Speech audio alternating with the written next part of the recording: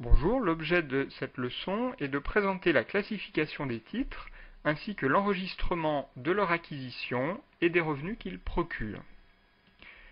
Commençons par voir comment classer les titres. Un premier type de classification se fait en fonction de leur nature juridique. Nous allons comparer ainsi les actions et les parts sociales avec les obligations.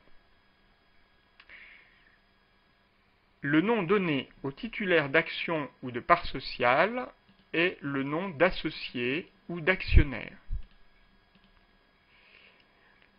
Celui-ci a un droit qui est un droit de propriété.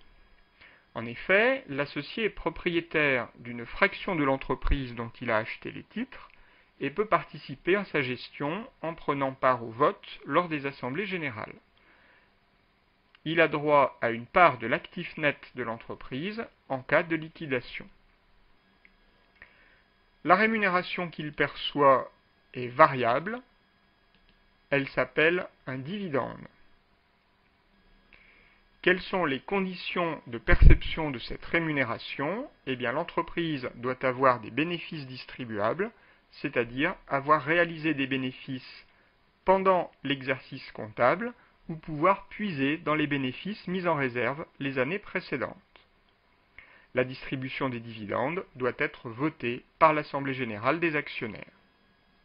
Nous parlerons de titres de participation, et si ce n'est pas le cas, nous parlerons tout simplement d'autres titres immobilisés. Par conséquent, le premier critère de classification comptable des titres repose sur leur durée de détention par l'entreprise.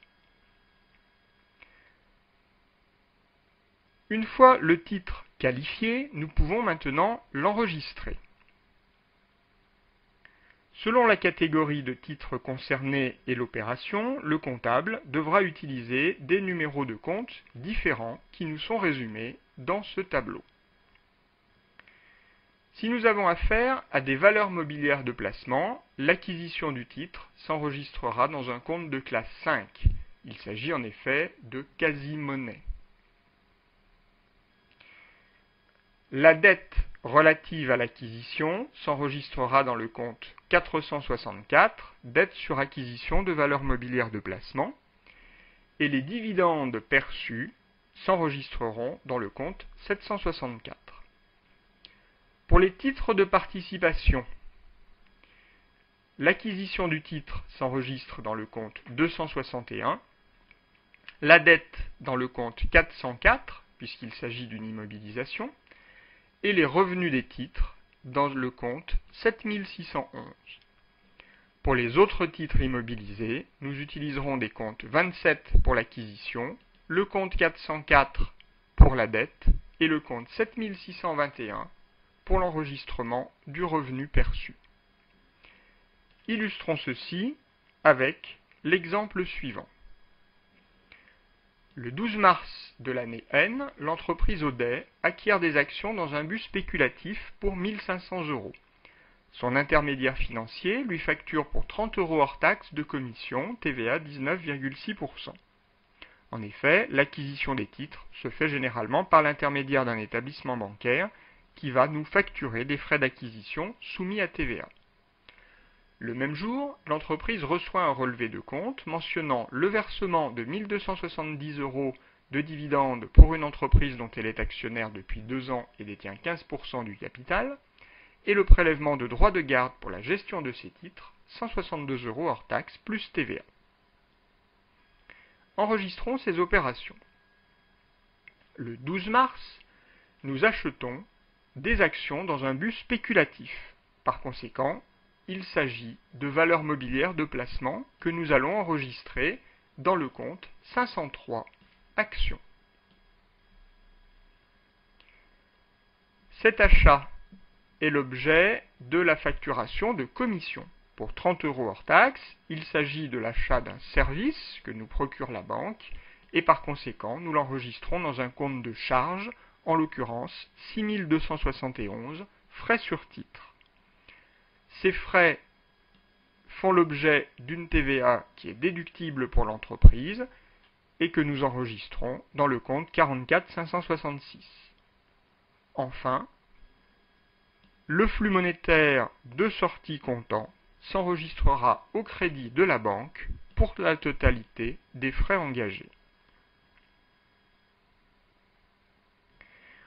Ensuite, enregistrons les 1 270 € de dividendes perçus.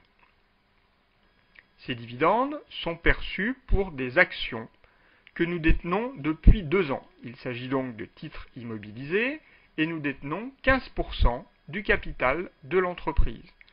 Par conséquent, ce sont des titres de participation.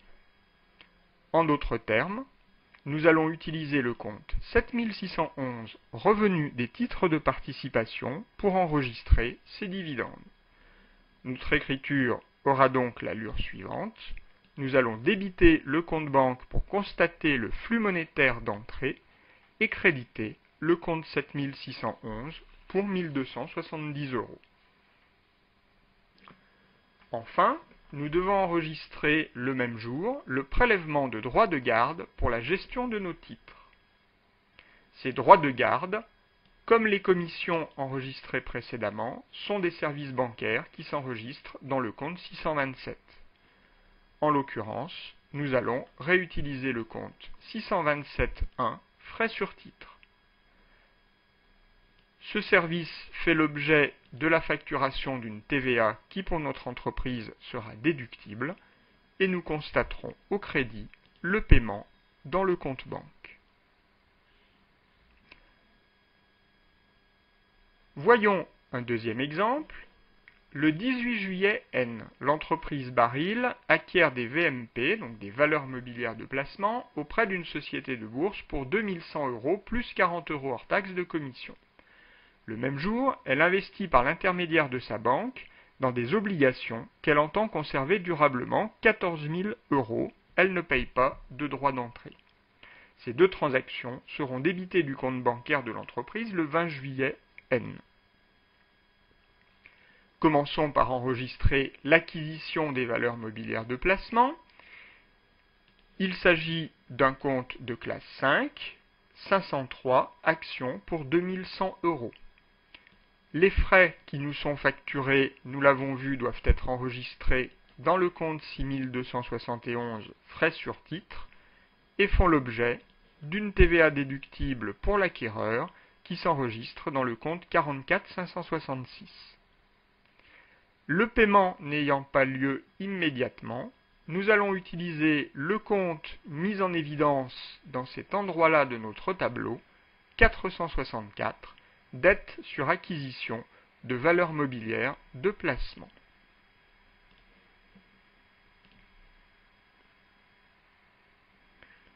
Ensuite, nous allons enregistrer l'investissement dans les obligations pour 14 000 €. Ces obligations vont s'enregistrer, nous l'avons vu, dans le compte 272.1, obligations, que nous allons donc reporter ici.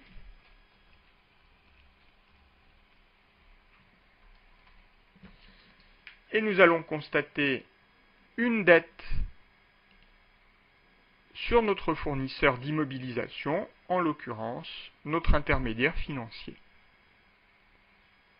Enfin, ces deux transactions sont débitées de notre compte en banque le 20 juillet, donc à cette date, nous allons solder le compte 464.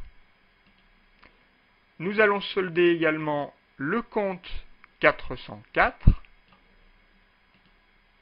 et nous allons constater le paiement de nos deux dettes en créditant le compte 512 banque.